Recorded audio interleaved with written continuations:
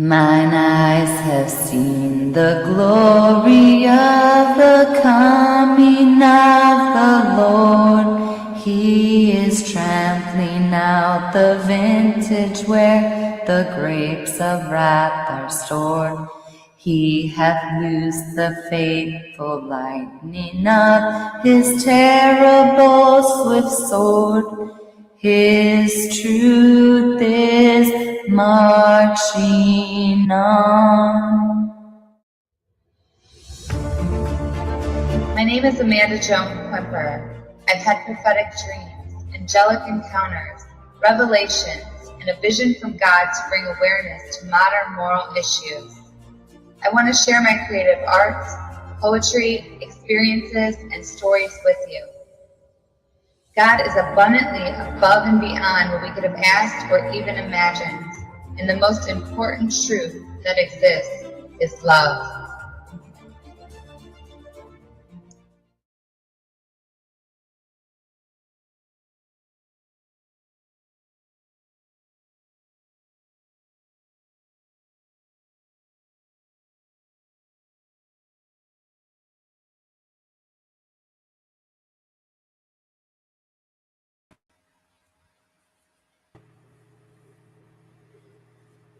Hey guys, welcome back to another episode of the Typical Skeptic Podcast. And today we have with us my good friend Amanda, Joan of Heart from Awaken Unite TV. And we also have with us Mandy. She's a trafficking victim. So this is going to be a really serious episode. Mandy's a compassionate Christian, a dedicated patriot, and a fierce victims advocate. Mandy shares her raw testimony of surviving darkness and choosing to fight back with faith, truth, and light. Her story is not just about trauma, it's about resilience, spiritual strength, and reclaiming power. We're going to discuss her personal experience surviving trafficking, her emotional and spiritual journey of healing, advocacy for other victims, the broader systems around trafficking, and a discussion touching on the Epstein files and ongoing public questions surrounding elite exploitation networks. And then Amanda and her were just talking before this. We're going to expose some these pedophilic symbols and stuff, which I didn't even know those existed. So, yeah, but and I'll turn it over to Amanda. Did you want to, thanks for coming on, everyone. And Amanda, how's it going? Good. Mandy. I'm doing good. And thank you, Mandy. She went by Maga Mandy. And I met her through Trauma Triage Group on Awake Nation on Rumble. Penny Shepherd's Trauma Triage Group. It's a great group. We're trying to expose all the hidden stuff with trauma and trying to help heal people. It's really good. So check us out on Trauma Triage as well. And thank you so much for coming on today, Mandy. And also Amanda Pritchard, she goes by now. That was kind of her stage name before, but she's now going by her real name and exposing the truths and getting it out there. And I really appreciate you for standing up and being the change we wish to see in the world, because we need more of that. And keep fighting and the good fight of faith. And I'm so proud of you. I'm so proud. I know it's hard. Very difficult. But yeah, if you want to tell us, what happened, how this all happened, where it started, and just also share with us what you're doing now and whatever you feel in your heart that you want to share with the world. Absolutely. Thank you so much for the kind words and the great introduction.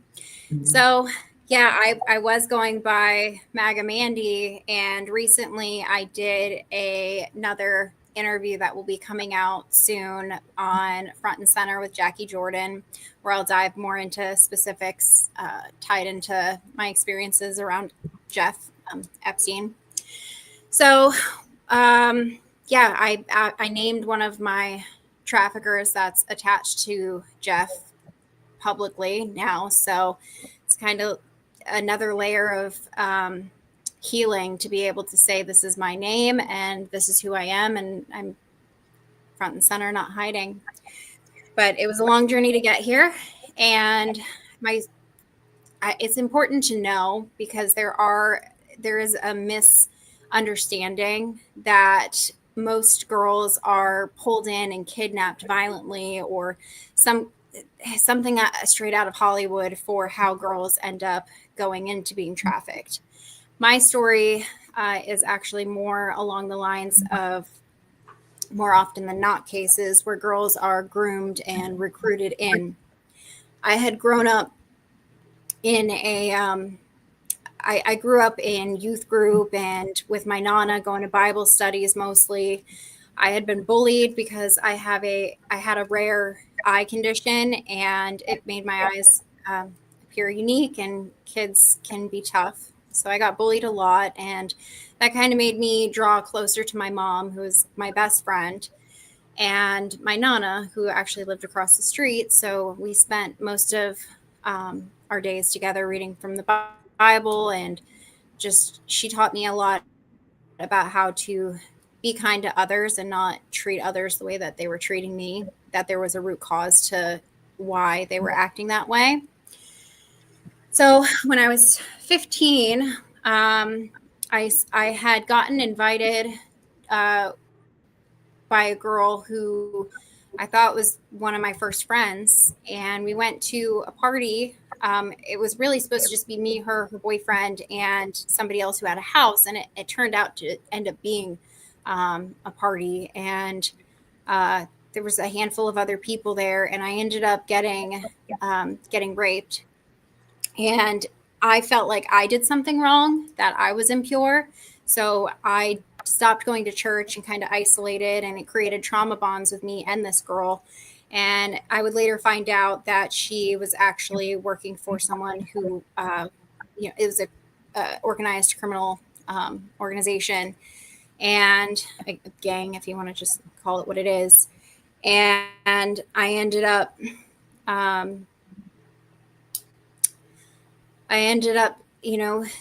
distancing myself from my family, of course. I didn't want my mom to know that everything she had warned me about and taught me to be careful with ended up happening.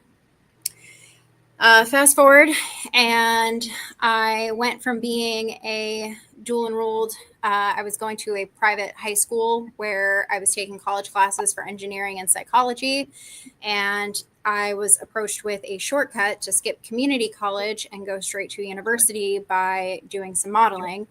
And that was, again, a way to desensitize me to exposing my body. I grew up in Florida, and it wasn't uncommon to be wearing a bikini all the time, right? So it was just desensitizing me to having an older man take pictures. And fast forward, and it turned into more. I would end up being introduced to, it's still kind of hard to say his name. I just came out with this last interview saying it publicly, but his name was Michael Landry.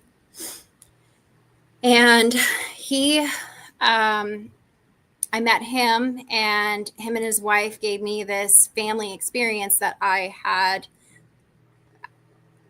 been missing from my own family.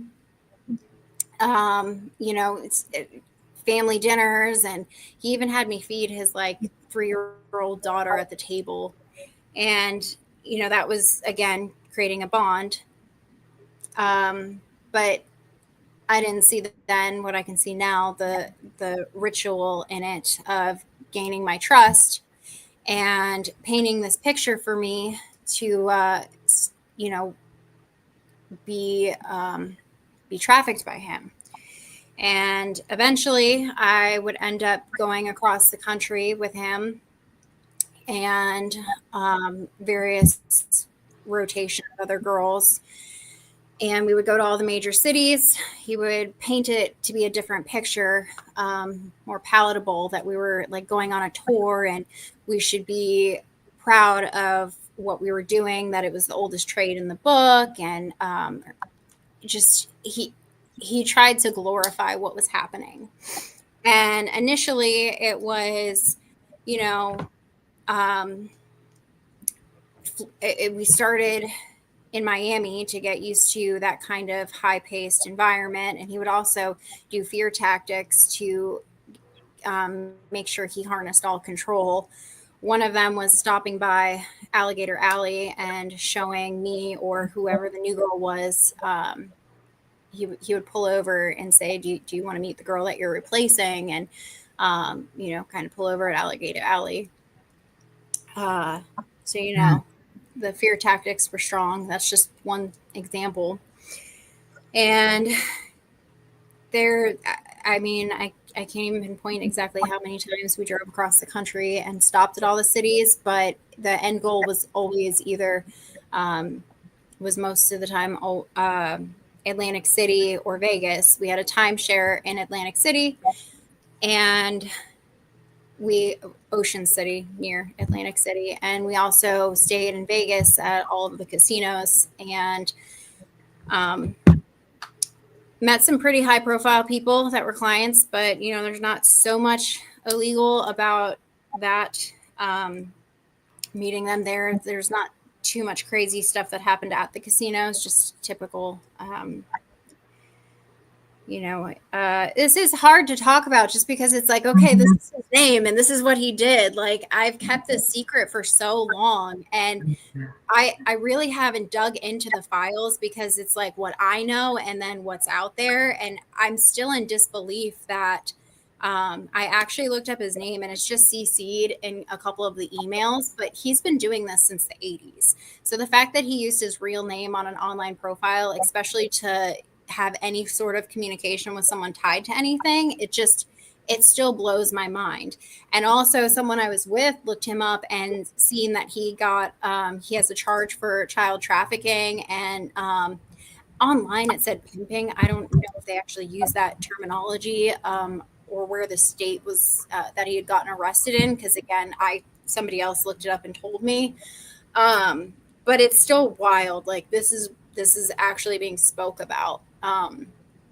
But anyways, fast forward, there was a lot of attempts where I had tried to leave, and they were failed. I would get run off the road, kidnapped, very violently raped. I was his property, and he made it clear that there were consequences if I tried to steal from him, which by me not being his slave was, breaking the contract of being with him and giving him all my money. He would always threaten not to use him as a stepping stone, not to take what he taught me to go anywhere else or go on my own. I had one of the last straws. I had known that so like Pizzagate is a thing, but it's also, they talk in code. And it's so hard unless I'm telling like an exact story to explain it, because like you're so like programmed in that like fear mode not to ever talk about it. But when I had left him in Jersey, he had bought a yacht, and that was like the ownership trade and meet. Like, they changed the value of it. They'll like give somebody more money if they're buying the girl, or vice versa. And like, I was being traded off. And throughout the 15 years roughly that I was trafficked, I can't tell you how many times I was passed around and rebought by the same person and just traded off. So but I knew how bad it was with him, and I didn't want to know what a worse situation could possibly look like. So I played it as usual, and I was praying for any way out. And I wasn't really supposed to hold on to my ID or my like anything that I could use to get away. Like, if I had money, I could rent a car. If I had my ID, so it was a way for him to hold on to control. And I was on Facebook, which again was like, I wasn't really supposed to post pictures or keep in contact with anybody. But I was on there, and by God, it's the only thing I can explain is God, but somebody who I used to really be close with and trust. He had dated my best friend in high school. He happened to be in New Jersey, and he helped me. We came up with a quick plan for him to help me get on a plane and get out of there. So business as usual. Michael had dropped me off at a casino, and I was so nervous. I kept playing it off like I didn't have any money, and we would go to the next spot after I'd been there too long. And the exact order of how the events happened are not something I've really put a lot of thought into. But basically that night I casino hopped as usual, but I held on to the money. And when it came time to meet up with him, I made sure he was somewhere else other than where I was. And I left. I just snuck out and got away. There was some more attempts for him to get me back that I'm not really ready to, or not able to talk about right in this moment. But sorry, they are very, very hard memories. But I ended up making it back to Florida, where I got kidnapped and violently raped, and it was him that had set the whole thing up.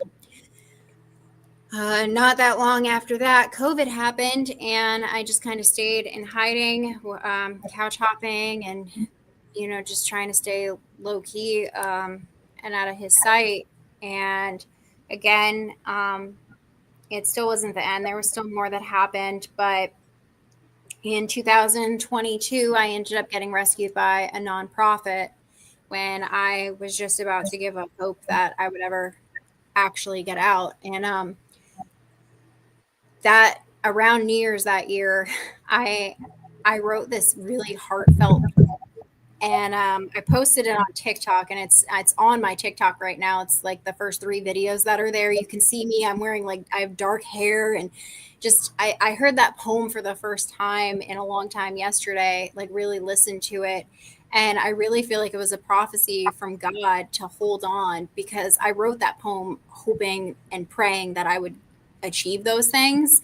And I'm literally living that poem right now, between having my independence and my freedom and my car and my business. Like, I was really about to give up. They had found people who had recruited me in when I was a teenager. I thought that everybody would be gone, right?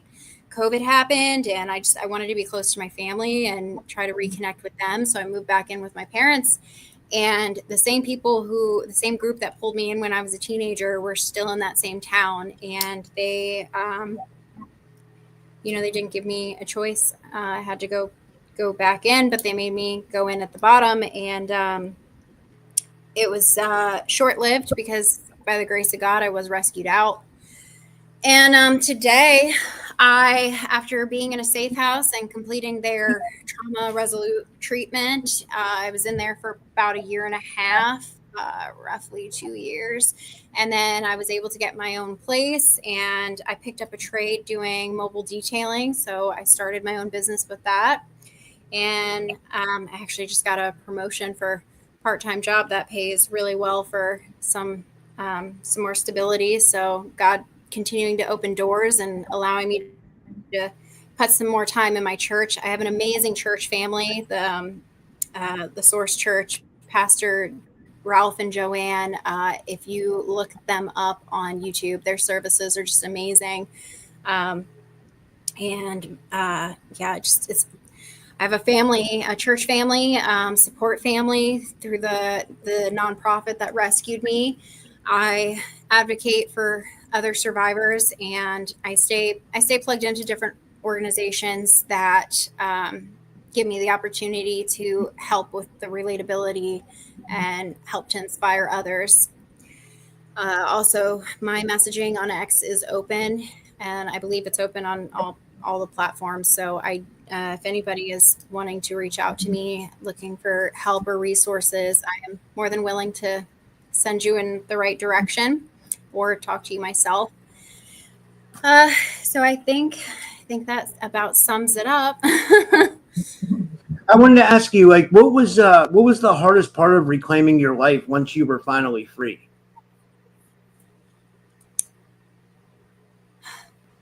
I had a very hard time transitioning into my own place, because at the safe house, it was this bubble. And even when I started working, I was still around all of my support. And I mean, security and all of that. So it was very frightening to be in my own place and have flashbacks of when I thought everything was okay at my parents' house. And then, I got a job and all of a sudden, they started showing up. But my pastors came over and prayed over my apartment with me, and I felt the Holy Spirit just giving me a hug and telling me it was going to be okay. But that was really hard. As memories come up, because your brain only allows you to see what you can handle, I learned a very helpful process from Dr. Q at Dr. Quintel and Associates. It's not therapy. There's no point in his mind. He doesn't understand. Let me word that correctly. But with therapy, you're digging those neural pathways and making the connections stronger, and you're just reliving. And with trauma, your brain doesn't have a way to know that it's in the past. So it's still affecting you. And there's this process where you say what happened in bullet points after you set an intention and name some things that have happened since then that are more fun. And then you put the bullet points backwards because your brain has never processed that information backwards, and it starts to let your brain know that it's in the past and it's over. And then you recall the things that have happened more fun since then, and it's creating like that timeline in your brain to understand that that's over. And it, for me, sometimes I will get over whatever has come up and resurfaced almost immediately. I always feel slightly different. But sometimes it takes a little while. And I know that last year I was really pushing myself hard to share my story, and I was doing it very discreetly. Like I said, I didn't have my actual name on there, and I was being very censored, by choice, because it's heavy, scary stuff. I literally am risking my life talking about these things. And then there were also some spaces that I was doing, and I started, I met with somebody who is pretty well known, high profile person, who I kind of guided me around these scary people. And, he was like, if you're going to be in this, let me show you how to survive. Right. And have a chance to make it out. I actually got invited to go to Jeff's Island, and this person put his foot down and didn't let it happen. So things like that. He definitely saved my life more times than I can count. But I met with him around the time that I was doing an interview with Ryan Matta. And he told me, nobody's going to tell me what to say, but if I get warned not to say things, I'm not going to do that. Right. Can't tell me what to say, but I understand if there's a reason for not to say things. Right. And he was just trying to protect me. We were being followed. We had to go to 3 different dive bars to for him to convey these things to me. And I talked about that more in my previous videos about that situation, because it was Hulk Hogan. And after he died, I felt like that was the green light, because I know he did want to expose these kinds of things that were going on. But anyway, sorry, my brain starts going. But you said you met Hulk Hogan? Yeah. Wow, that's amazing. Oh, He was trafficking victims. What was that? Sorry, go ahead, Amanda. I was saying, so Hulk Hogan was actually trying to help trafficking victims. That's cool. So the same way that they try to recruit and lure girls in, it's in the business world and networking, when you know that somebody is doing something that you don't agree with, but you're still, all connected. It's this weird, do I, okay, now I know about it. Do I join in and partake? I can't, turn them in or do anything about that. It's me against them. There are a handful of people who are the reason that I'm alive. And I do hope that eventually I get the opportunity to dive more into that. But I won't be the first person to talk about things. I pray, and I let God tell me when. And just like when Hulk passed away, I knew that was the moment for me to start talking about that. But there's that option. So, okay, I know about I don't want to be a part of it, but I have to like show face, right? And some of them decide to help when they can, and Hulk Hogan was one of them. Wow. That's amazing. Wow. But I met with him shortly before he died, and he reminded me that there's no such thing as coincidence. And then Virginia Giuffre dies on my birthday after I'm basically told to be careful of how I say things. And I can say what I was told not to say. It wasn't anything crazy. It was just, okay, so like government, like official titles or organizations. Yeah, I was kind of nervous when he was telling me this stuff, but it was can't something about specifics, but there was like a gray area to it. And again, I just give it to God and pray before I say stuff, because I'm pretty sure, it was the COVID timeline, like specifically during COVID, because some crazy stuff happened then. But yeah, so I don't say specific timelines when it's like stuff about COVID. Regarding that, do you believe that, like I asked you about, like, before we started, do you believe that, like, we're in a society right now that's protecting pedophiles and protecting sex traffickers and protecting people who abuse women and stuff like that? Do you believe that that's what's going on? Is that why you can't talk about stuff? Like, because, like, you know, like if you look at, for example, like if you look at the story of, like, I bring this up a lot, Isaac Cappy. I don't know if you ever heard about him, but he was kind of a conspiracy theorist. He started going after like human trafficking, child trafficking, and he ended up dead. You know, they said he was unalived.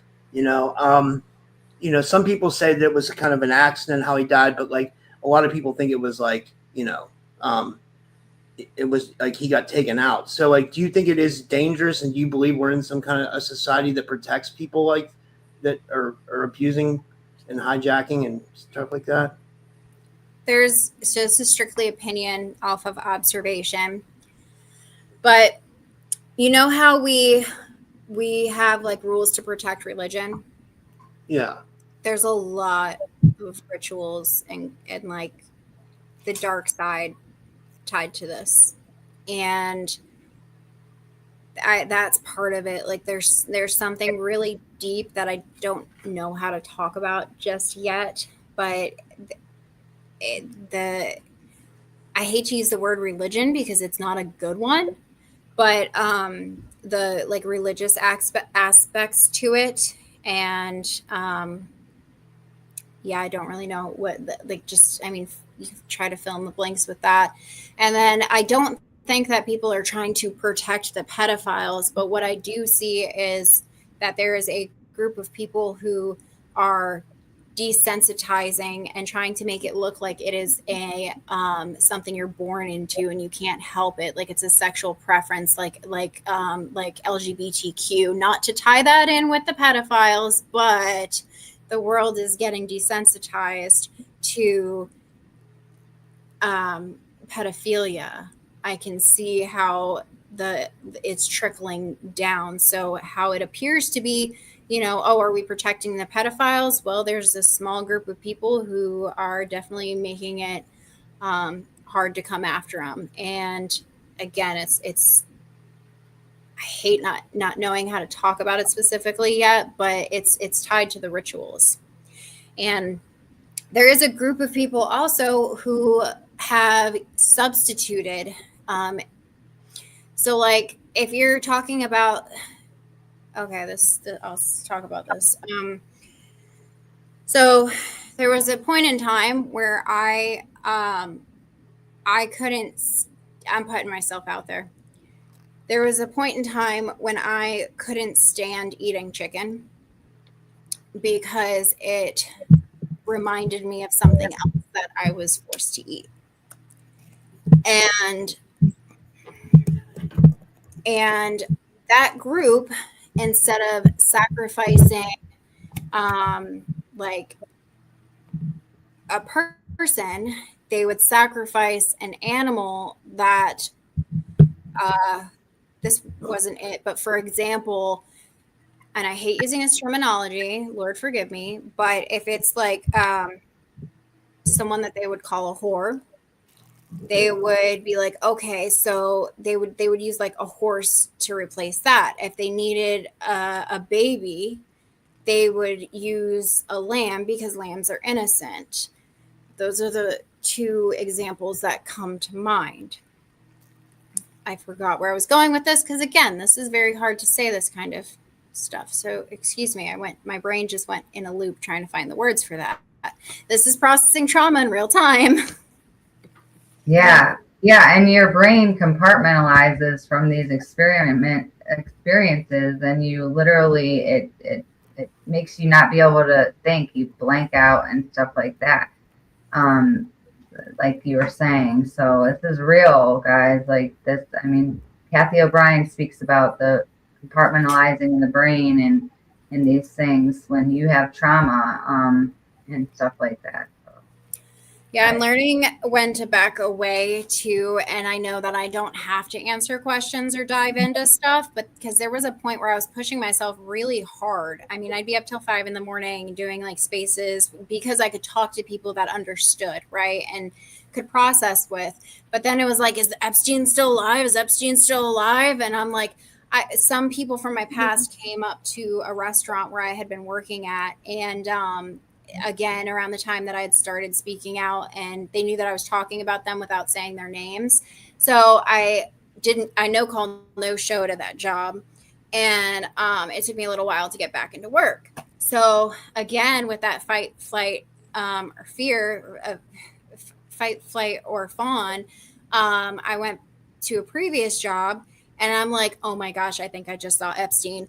Like, I mean, like I took a picture of him too, because I was like, I talked to him, it's his voice, and everybody's like, he's probably got plastic surgery. Like, and I'm like, oh my gosh, I think Epstein just showed up to like intimidate me or something. But it's the fear, because then your brain starts looking for those patterns. And it's like, okay, so when I get freaked out and scared, like I need to step back from everything, because your brain's going to go into like that mode. And, you know, it's super heavy and scary because not healthy. It is real.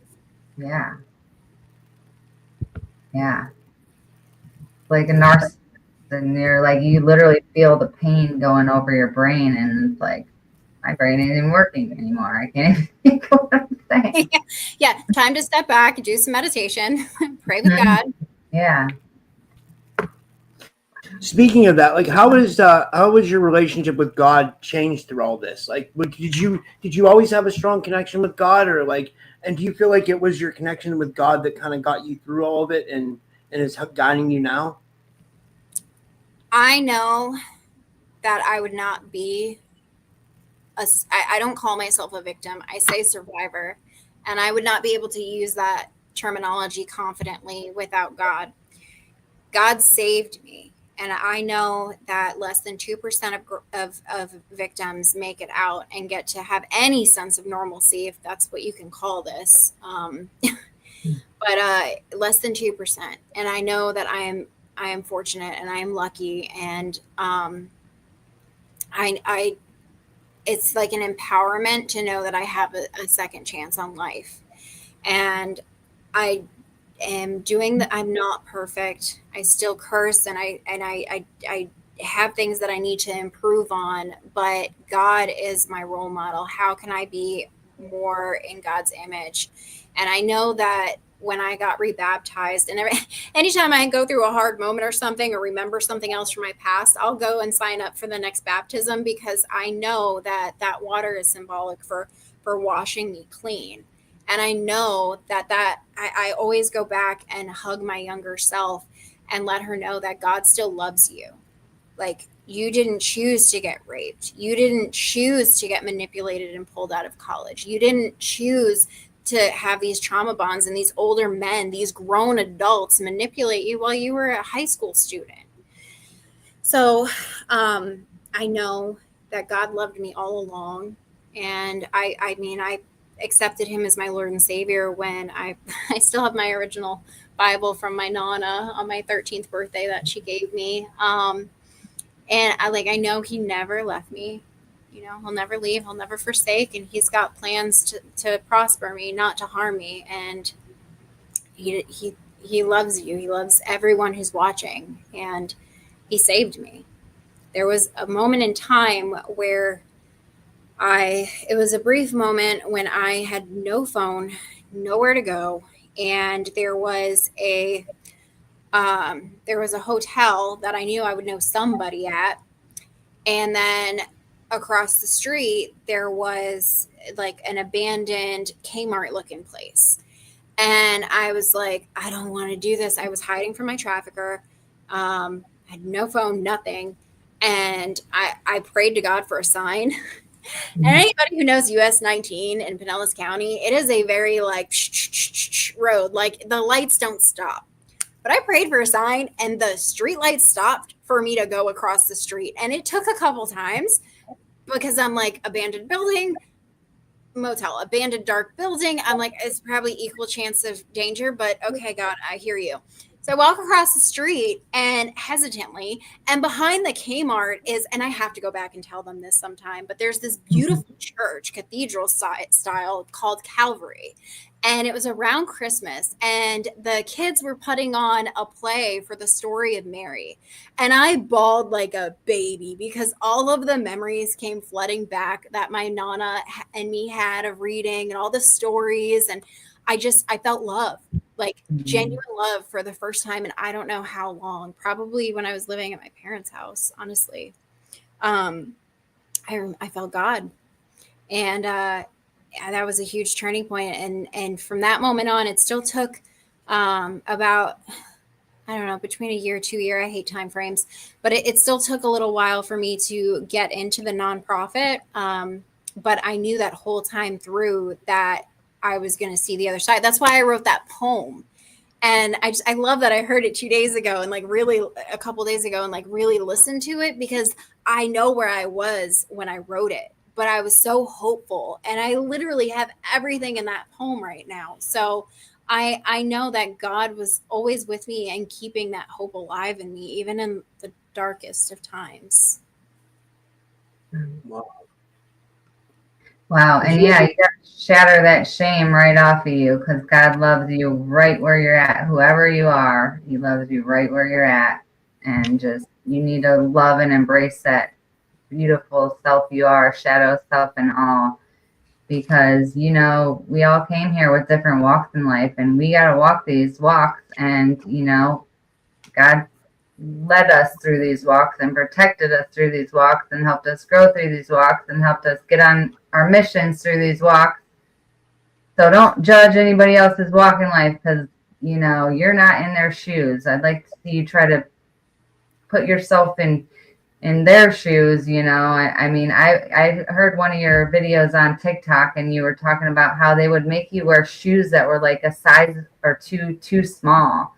And the other traffic survivor that I have on my website, she didn't have a pair of regular tennis shoes till she was 30 some years old when she got out of it. She was wearing stilettos her entire life. So, you know, I'd like to see other people try to walk in those shoes. I mean, it's not an easy walk. I couldn't imagine just,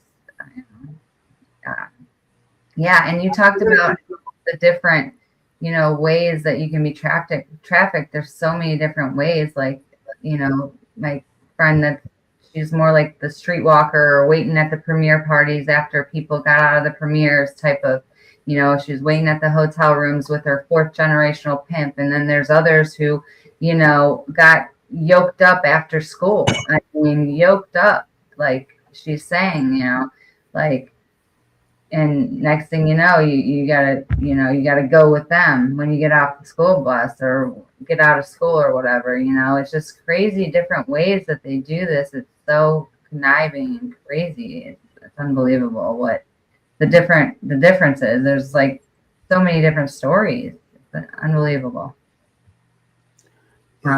Yeah. I was going to say, what do you wish people knew about healing from trauma? I wanted to ask you about this because I'm a trauma survivor myself, not to the extent that you were, but like I had something really bad happen to me in 2010 that kind of messed up my life. And like I had a guy jump in front of my car and kill himself. It was crazy. And then I was in addiction. And so I had girlfriends die or, you know, exes died from overdoses and stuff like that. So like I've also had to heal from trauma. So I thought it'd be kind of like powerful if you talked about like what people knew or what you wish people knew about healing from trauma or like what it's like to, you know.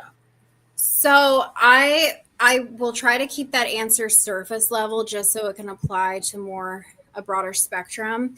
But something that I love to share is that with trauma, the negative thinking is such a knife. It doesn't matter if the negative thinking has nothing to do with the trauma directly, but it still it still tends to put people in that like belittled mindset. And again, with the neural pathways, it's like if you have a thought, think of it as a tire going over a muddy road. The more times that tire goes over that path, the harder it is to steer off. And that's how you end up in the cycle of, deep thinking about all the negatives and, get into like a suicidal state. So it's really key to start this practice where when you have a negative thought, or if you just have racing negative thoughts, to write them all down. And then on a separate sheet of paper, even if it's not something that you believe yet, write the opposite. I am grateful for. And something positive about the situation. I mean, just a very like superficial thing, like when my teeth I needed some dental work done. And, something about that I hated the way that I looked, I would write, I'm grateful that I don't have any pain in my teeth, right? It was very self-conscious and all of that, but at least I could be grateful that I wasn't in pain from my teeth. And then after you write the opposites down, you keep that list. And when you have a negative thought, you read over that, all of the things that you're grateful for. And it manifests into different topics too, which I love to talk about the trauma resolution. But the page with all the bad things, you write a big X on that and rip it up and throw it away. That act of doing that and that pen to paper, not typing it, but the pen to paper, it's an energy transfer that helps with the healing in your brain. Because you're taking those thoughts out and you're giving it to God, whether you're intending to do that or not. You're taking the weight off of your shoulders, and now you've created a positive out of the negative. Yeah, and Kathy O'Brien she started handwriting. That's how she got her memories back, was putting a pen to paper and just writing. And she started retrieving all these memories back and remembering everything. And she was like coded. So they would say a code word, like a word that they had a program to do. And then she would go like have sex with that person because they said the code word or whatever to make her program do that. That she was running. So I don't know if you've ever been on any kind of mind control programs, like a targeted individual style like that. But what do you think about that? So I have this long coffee table that my laptop's on right now. Make sure there's not writing here. But literally like 3 notebooks just like right here. Because I have a notebook for everything. These are just the ones in arm reach. And then, of course, my Bible. But so up until, and I'm still fighting it, I still have to pray for those chains to break. And saying Michael Landry's name is definitely helping this week by doing that. But going back, I had to write everything in a poem. That's where that first poem came from. Or on Grok. This is an amazing tool too, because it takes the ugliness and turns it into beauty. But I'll speak into Grok and I'll say this happened and say the specifics. And then at the end, I'll tell it to write a couplet style poem and write it discreetly and change the names. And then I used to like make pictures too, which the pictures have nothing to do with the people that it's about, but it's something that, I know what it is. And now I'm posting it and it's completely coded, but I would pray that like it would take the silence away, because even in my own journals it's so hard. I'm still working on it to be able to write the specifics down. But that's what we were taught. I mean, I can sit in a room. I was passed around, like traded off so many times that I can sit in a room in any business meeting and translate what's going on. Ryan Matta had asked me specifically, like, what codes did people use? And I like froze up. I'm like, oh my gosh, I can't think of a single one. And like yesterday I was journaling and I remembered And like one that came up that I wished I would have talked about then was the cloning. So I can see how a lot of the conspiracies come out, and I can see because of experience how things could sound or appear like they were, like the alien abductions and stuff. Not saying like yes or no one way or the other, but there was a double agent that had told me how to avoid getting drugged, and like basically helped me navigate through, kind of like Hulk did. But in this, I call it the I call it it was like an experimental house. I don't want to put a name on it right now. But anyway, sorry. Hard to speak about trauma, real time. But they, that double agent told me how to like not get drugged. Now, had I been drugged, there was some weird stuff going on, and I'm sure it was just to like make me go crazy, or discredit my story. They had pictures of my family going back, like we had been surveillanced for my whole life, even before I was born. They tried convincing me that I was adopted, like crazy stuff. And they had actual crime scene evidence to try to like test my psychic abilities. And like, it was crazy. But there was weird electronic wires, and had I not done what the double agent told me to do, and had I eaten the uncovered food or whatever, had I been drugged, I would be sitting here telling you that like they probed me and like I got abducted in a 3D printer. Like I'd be telling you some crazy stuff.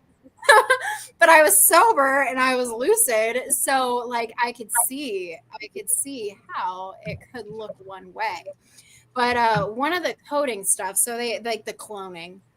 You hear a lot about the cloning, Zorro Ranch, not saying yes or no either way, but I do know like how they get away with their crimes. I'm going to speak slowly on this because I have to like be careful.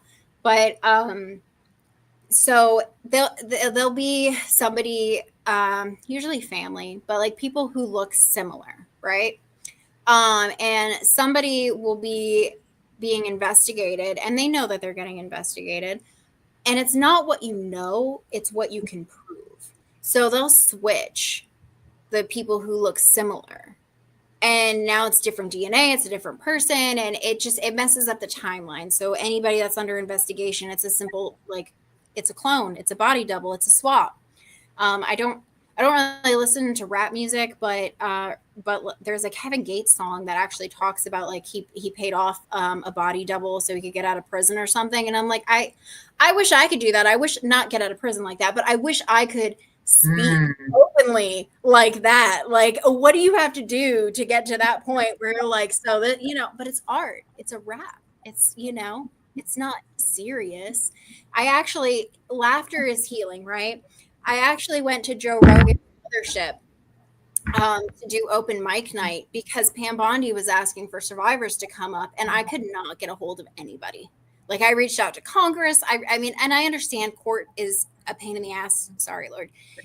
Court is a pain in the butt to like get anything done in a convenient time frame. But I'm like, I thought this was a little like more important, So I got frustrated. So I decided instead that it would be easier to drive across the country and like make a comedy skit. So like overnight, I wrote up like a bunch of jokes, and I was like, yeah, Survivor on comedy mode is like Grok in conspiracy mode. Like I'm gonna slip the truth in here. So I went up there and I tried that approach. I got the idea from the people who turn their stuff into art. Like, I mean, I don't know. I tried a bunch of different approaches, but I decided on New Year's not to keep digging through with the like video shorts and the trauma stuff. But then God opened the door for the front and center Jackie Jordan interview, and I felt the nudge to mention Michael Landry's name.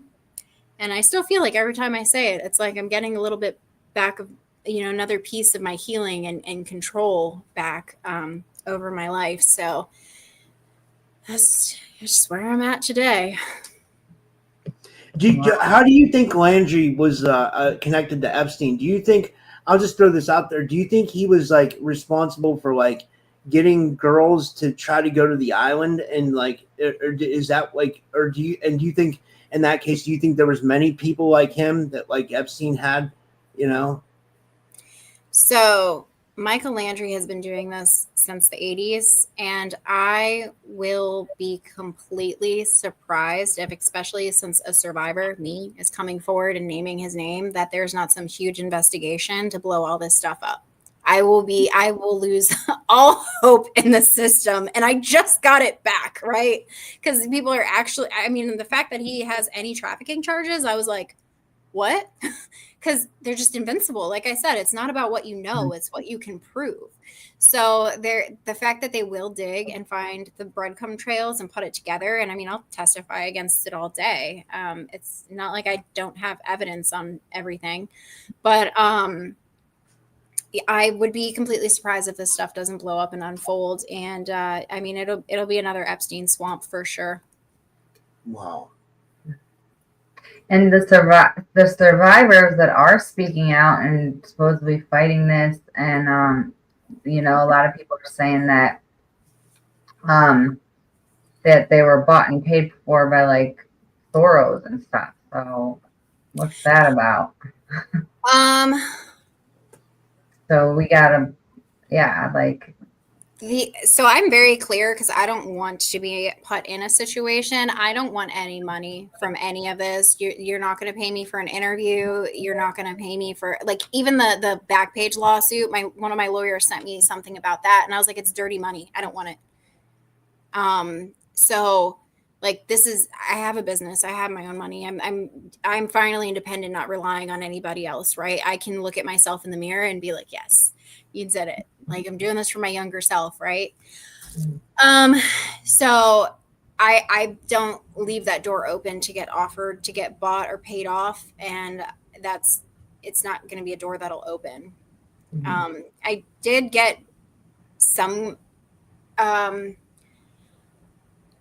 there was a weird thing where somebody wanted me to talk bad about somebody. And I was like they were convinced that this person was guilty. And I'm like, I said too much, but yeah, I mean, you're not going to bribe me. Like, it's just not who I am.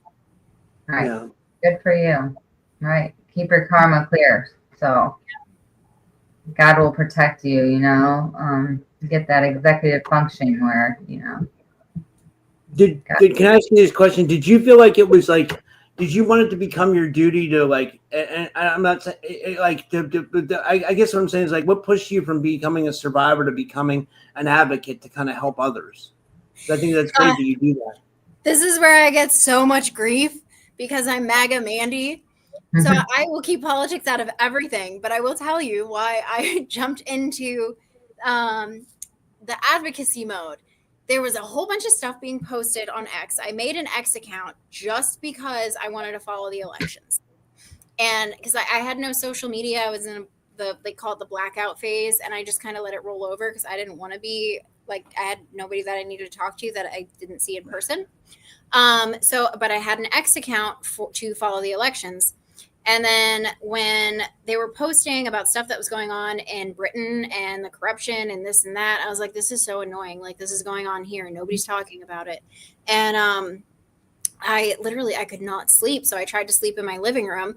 And then God like nudged me and pointed out, I can do something. I can be the one that speaks up about it. And I was like, oh, yeah, that's a random thought. I'm going to go try to go to sleep.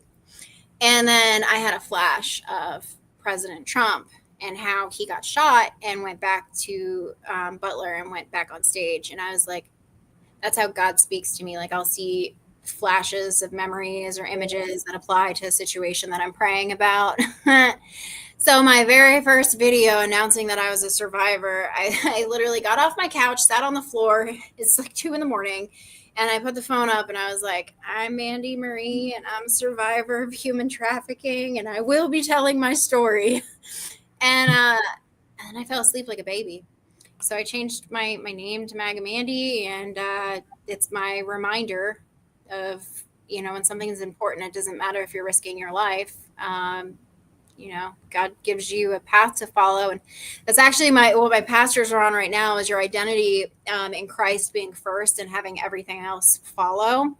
And I'm doing a small group about leadership And what I'm learning right now is that God doesn't give the roles to the people who are ready for it. It's about taking that leap of faith and knowing that God will give you the tools to get through it and be ready for it when you need them.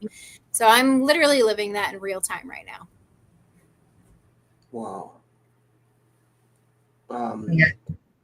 The other survivor was an adamant Trump fan and into the 17th letter in the alphabet, we'll call it, if I can't say it on here probably, movement, that whole movement, you know what I'm talking about? Mm-hmm. So she said that saved her life, just gave her hope to fight and get out of it because she thought there was a plan, believed there was a plan, and there's people here to change this. So, yeah. It's good. This is a good question. How do you, I mean, I kind of wanted to talk about this, and I kind of remind Amanda. Amanda, you guys wanted to talk about the symbols. Remember, you guys were going to bring that up. Yeah. But like, how deep do you guys think the trafficking infrastructure goes? Like, do you think it goes from local police to judges to city officials, the lawmakers, to, you know what I mean, the whole kit and caboodle? Off the top of my head, and I've put thought into this because I have to journal about people when they come up, and I write a letter to them to forgive them for myself. So I've definitely done a deep inventory, and I don't think there's anyone there's not like one group that's completely innocent, whether it be mayors, politicians, The cops, all the way up. leaders, all the way up and all the way down.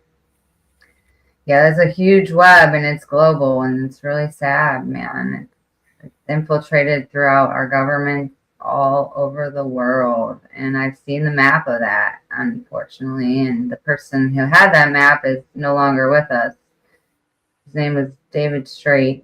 He wouldn't let me film the map, but it's real. It's real scary, man.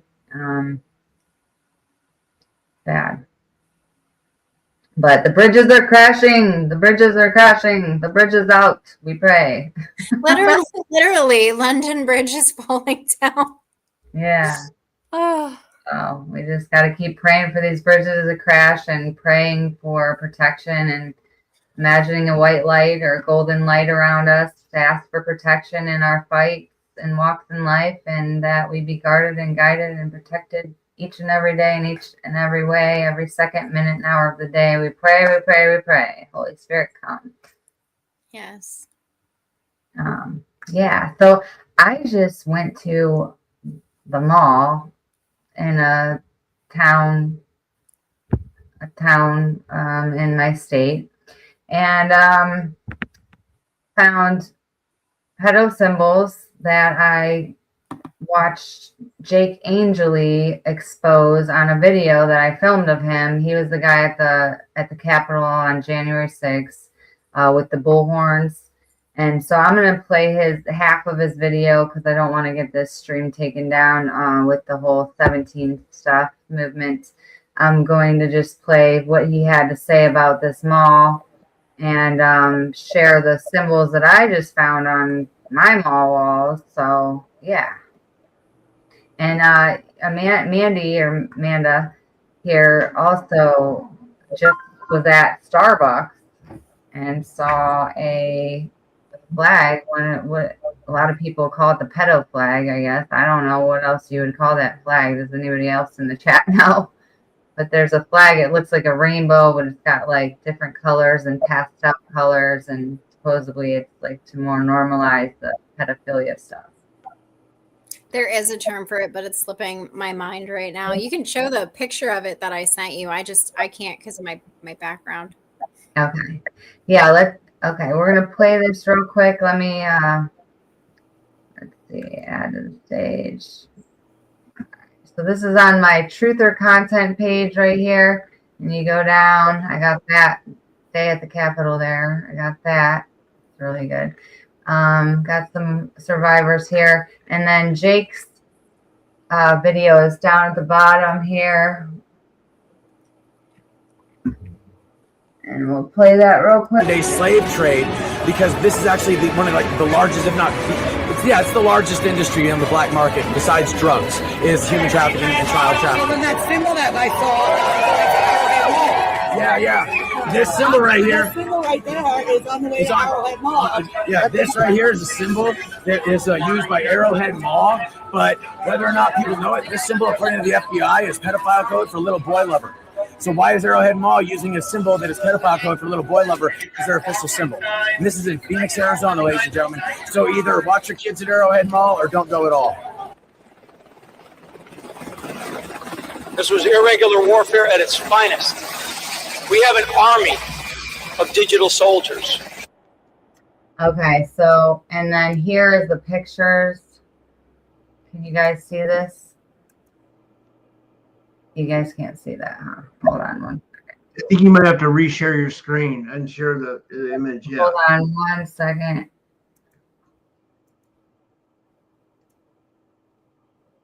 Share screen, window, share.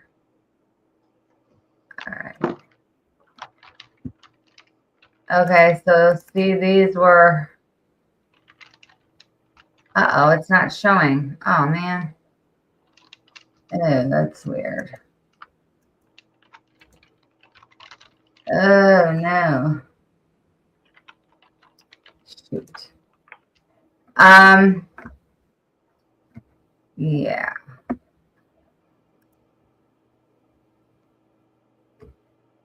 I know we gotta get going though. Too long.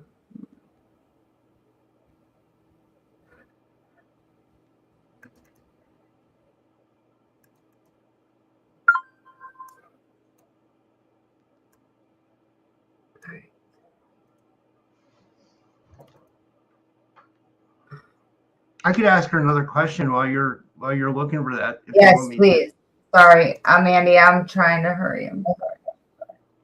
Okay. How can average people cut through the propaganda, disinformation, or controlled narratives about trafficking? Do you think, Mandy? Gosh,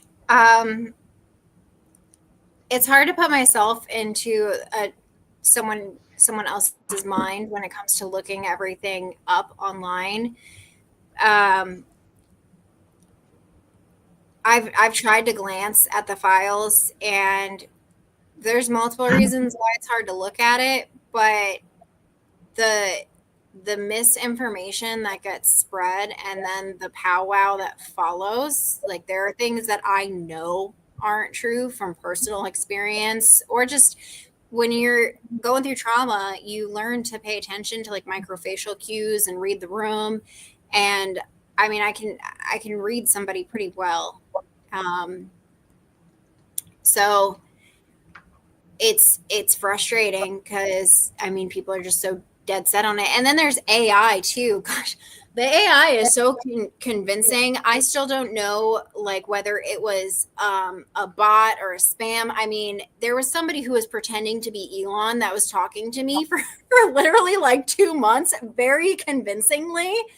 And like, I mean, the extent that people go to spread information and stir up drama. I mean, I really don't have an answer for that because me myself, I have to stay off of the internet because it's like I said, I can't put myself in somebody else's shoes, but as a survivor and seeing the nonsense on there as well as the true stuff that's very upsetting, I don't have a good answer other than when somebody posts something and you're like, oh, it's from the files, do a little bit of research. And if they don't have the exact file location number on there, like, don't believe it until, you know, you actually see it on the DOJ website. Some reliable sources that are digging through, like, I think Ian Carroll is one of them.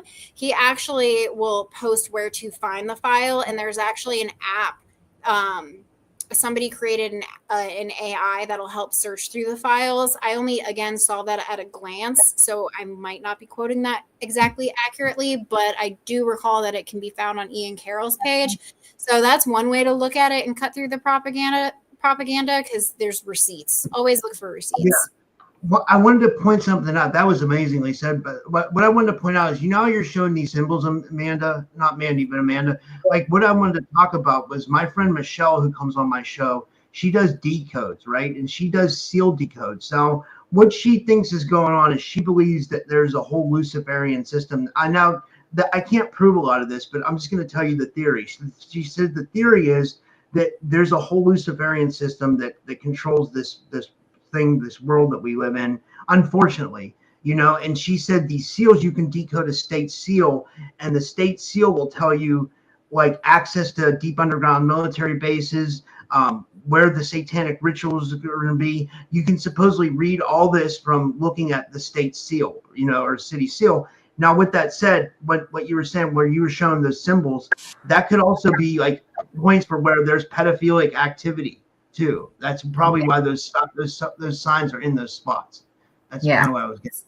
I am going to try so hard not to sound like a conspiracy theorist or anything or on here, but so local businesses, the names of them, even the numbers for the wealthy people that are passing through towns, for a very surface level example, US 41, no matter where you go on that road in Florida, you're going to find a streetwalker. Like, you go there if you're trying to find a shady motel and find some drugs or whatever, and you'd be amazed at the level of people that are like up there that need something and they'll go down there to get it. As well as like how MLK, I hope this doesn't sound like racist or anything. Like, I'm sorry, this is just an example, but MLK, when you're traveling, it's always told like, don't stop for gas at an MLK, like go to another exit, because those every MLK is typically in a bad area. It's a very surface level example, but I hear your question. My brain trying to give an example that I can articulate in a palatable way is hard. But yes, there's roadmaps to it. The underground societies, if you're part of it, you can see where everything is. The first time I left Florida after being rescued, and I drove out to Texas, not this year, but the year before that, my first trip.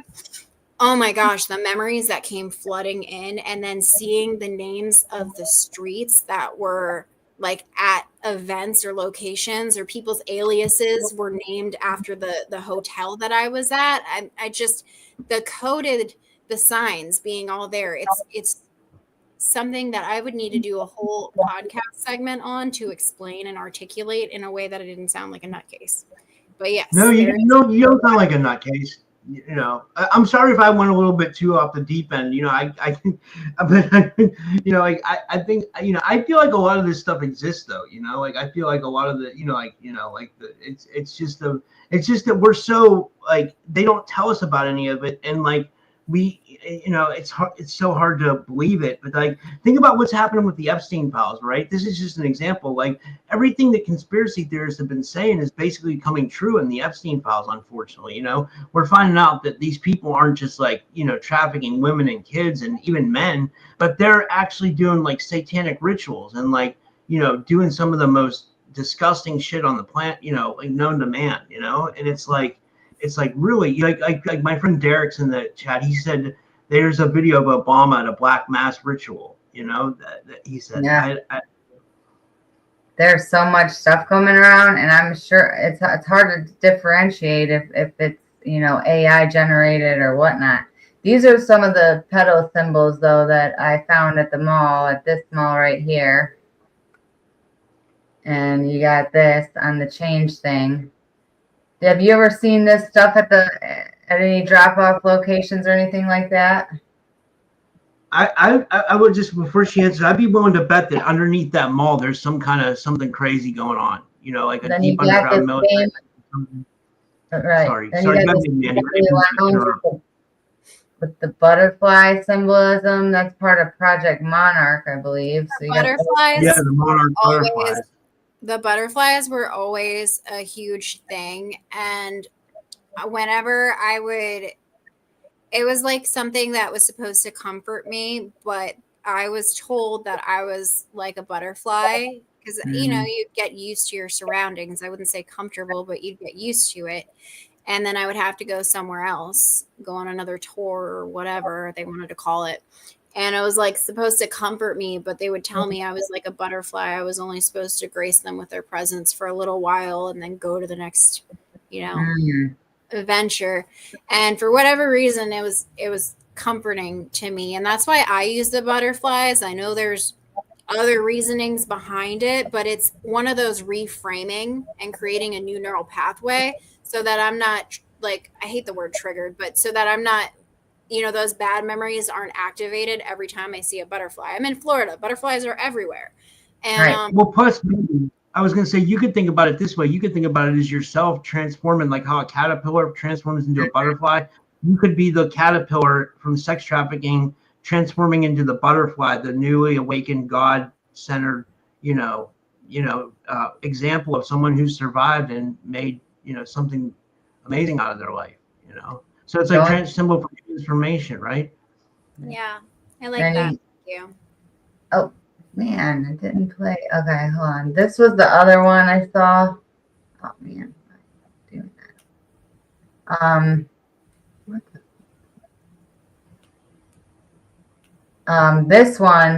This was on both sides of this JCPenney's. So they had it on both sides, over here and over here. It was on the other side of this one. But see, it's always by a restroom too.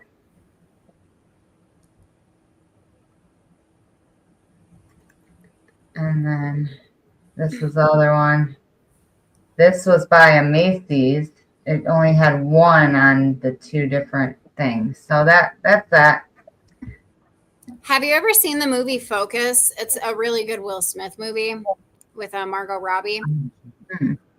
So there, it explains it so good. This was one of the movies that I was watching, and I'm like, oh my gosh, they really are home videos for, some people's realities, right? Whoever writes these scripts, they got their inspiration from somewhere.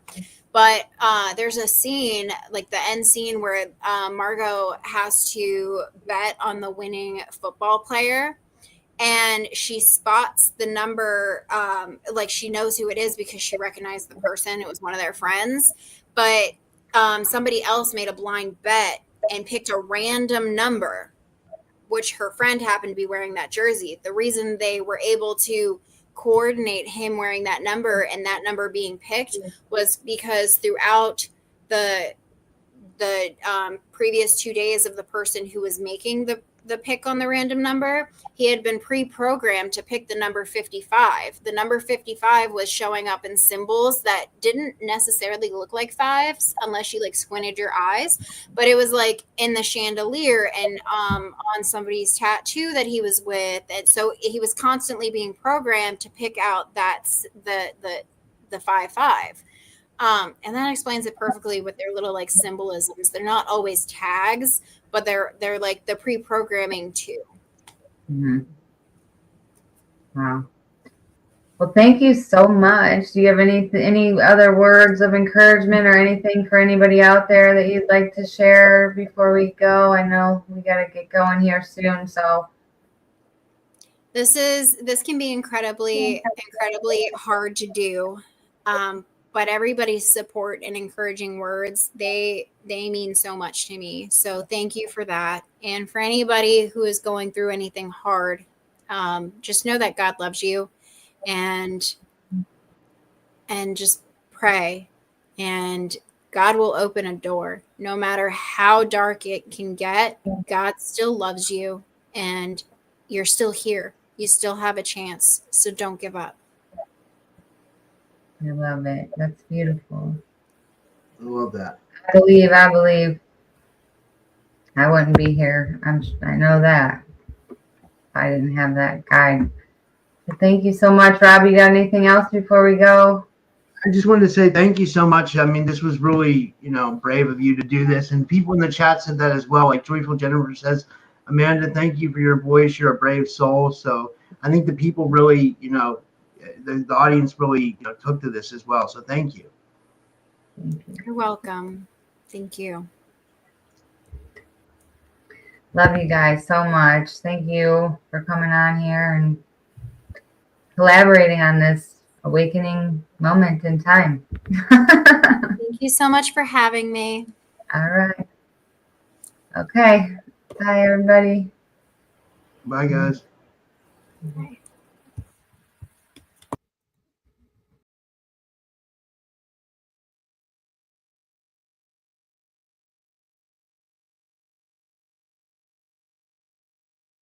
Mine eyes have seen the glory of the coming of the Lord. He is trampling out the vintage where the grapes of wrath are stored. He hath loosed the fateful lightning of his terrible swift sword. His truth is marching on. My name is Amanda Joan Quimper. I've had prophetic dreams, angelic encounters, revelations, and a vision from God to bring awareness to modern moral issues. I want to share my creative arts, poetry, experiences, and stories with you. God is abundantly above and beyond what we could have asked or even imagined. And the most important truth that exists is love.